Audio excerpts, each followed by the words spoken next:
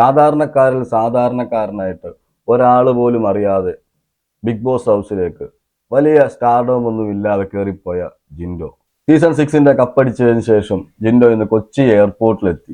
ജിൻഡോ തന്നെ ഞെട്ടിപ്പോയി എന്ന് വേണമെങ്കിൽ പറയാം. എയർപോർട്ട് മൊത്തവും ജിൻഡോ ജിൻഡോ ജിൻഡപ്പൻ എന്ന് പറഞ്ഞുള്ള ആരവങ്ങൾ മാത്രം. എന്നുവെച്ചാൽ ഒരു സാധാരണ മനുഷ്യന് കിട്ടാവുന്ന ഏറ്റവും വലിയ അംഗീകാരമാണ് ജനങ്ങൾ ജിൻഡോയ്ക്ക് നേടിക്കൊടുത്തത്.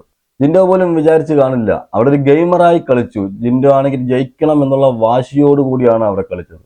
എല്ലാവരും ഗെയിം മറന്നു കളിച്ചപ്പോൾ ജിൻഡോ അവിടെ ഗെയിം ഗെയിം ഗെയിം എന്ന് മാത്രം മനസ്സിൽ കരുതി ആ കപ്പ് എനിക്ക് വേണം എന്നുള്ള വാശിയിൽ തന്നെ ഗെയിം കളിച്ചു. അങ്ങനെ ആ അധ്വാനത്തിന് ഒരു ഫലമുണ്ടായി. അതിനെ ജനങ്ങൾ രണ്ടു കൈയും കൊണ്ട് സ്വീകരിച്ചു. ഇന്നത്തെ എയർപോർട്ടിലെ കുറച്ച് രംഗങ്ങൾ നമുക്ക് കാണാം.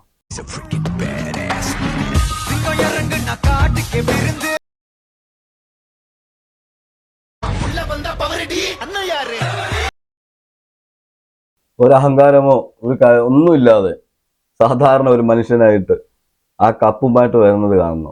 ഒരു സന്തോഷമൊക്കെ തോന്നി. ജിൻഡോ ആ കപ്പുമായിട്ടൊക്കെ വരുന്നത് മുഖത്ത് നമുക്ക് ശ്രദ്ധിച്ചാൽ അറിയാം. വളരെ വളരെ സന്തോഷവാനാണ്. അധ്വാനത്തിന്റെ ഫലം കിട്ടിയതിന്റെ ആ ഒരു സന്തോഷം.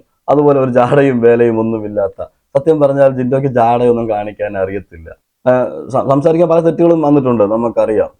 പക്ഷെ സാധാരണപ്പെട്ടവന് നമുക്ക് കൃത്യമായിട്ട് പറയാൻ പറ്റും. ഇതുപോലെ എനിക്ക് ഇത് കണ്ടപ്പോൾ മനസ്സിലായത്, ഇതുപോലെയായിരുന്നു doctor Robin Radhakrishnan Bigg Boss ഹൗസിലേക്ക് ആദ്യം കയറി ചെല്ലുന്നത്. അവിടെ കയറിയതിന് ശേഷമാണ് റോബിനെ നമ്മളെല്ലാവരും അറിയുന്നത്, കൂടുതൽ പേരും അറിയുന്നത്. അപ്പോഴും വലിയ സ്റ്റാർഡമൊന്നും ഇല്ലാതാണ് റോബിൻ കയറിപ്പോയത്. ആ റോബിൻ പോലും പ്രതീക്ഷിക്കാതാണ് ഇറങ്ങി വന്നപ്പോൾ ജനങ്ങൾ സ്വീകരിച്ചത്. അതുപോലെ തന്നെയാണ് ജിൻഡോയ്ക്ക്. സാധാരണപ്പെട്ടവനായി കയറിപ്പോയി രാജാവായി മടങ്ങി വരുന്ന ജിൻഡോ. ഓക്കെ, അപ്പൊ നമുക്ക് ബാക്കിയൂടെ കാണാം.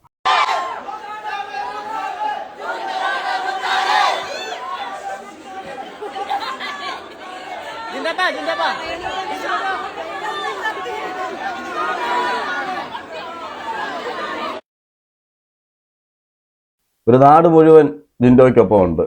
അതുപോലെ ഇപ്പോൾ കേരളം മൊത്തവും അല്ലെങ്കിൽ ലോകം മൊത്തവും ബിഗ് ബോസ് പ്രേക്ഷകരെല്ലാം, ബിഗ് ബോസിനെ ഇഷ്ടപ്പെടുന്ന ആൾക്കാരായ മലയാളികൾ എല്ലാം അറിയപ്പെടുന്ന വലിയൊരു താരമായിട്ട് ബിഗ് ബോസിലെ വിന്നറായ നമ്മുടെ ജിൻഡപ്പൻ മാറി. എന്നുവെച്ചാൽ ഒരാളുടെ, സത്യം പറഞ്ഞാൽ ദൈവം എന്ന് പറയുന്ന ഒരു ശക്തി. ജിൻഡോയ്ക്ക് സിനിമയിൽ അഭിനയിക്കണമെന്ന് ഭയങ്കര ആഗ്രഹമായിരുന്നു. ആ ആഗ്രഹം വെച്ച് പല ഡയറക്ടർമാരോടും പലരോടും പോയി കെഞ്ചുകയും ഒക്കെ ചെയ്തു. നല്ല അവസരങ്ങളൊന്നും കിട്ടിയില്ല. പക്ഷെ തനിക്ക് അതൊരു ലക്ഷ്യമാണെന്ന് മനസ്സിൽ കരുതി ബിഗ് ബോസ് എന്ന പ്ലാറ്റ്ഫോമിലേക്ക് കയറുകയും അവിടെ ഈ ജനങ്ങളുടെ, ഇത്രമാത്രം ജനങ്ങളുടെ സപ്പോർട്ട് നേടിയെടുക്കാനും കഴിയുക എന്ന് പറയുന്നത് വലിയൊരു കാര്യമാണ്. വലിയ വലിയ സ്റ്റാർഡം ഒക്കെ ഉള്ള ആൾക്കാർ അതിനകത്തേക്ക് കയറിപ്പോയിരുന്നു, നമുക്കറിയാം ഈ സീസണിൽ. എന്നിട്ട് അവരൊക്കെ തിരിച്ചു വന്നത് നമ്മൾ കണ്ടതാണ്. ക്ഷീണിതരായി, ചിലർ ഭയങ്കരമായിട്ട് ക്ഷീണിതരായി പോകേണ്ടി വന്നു.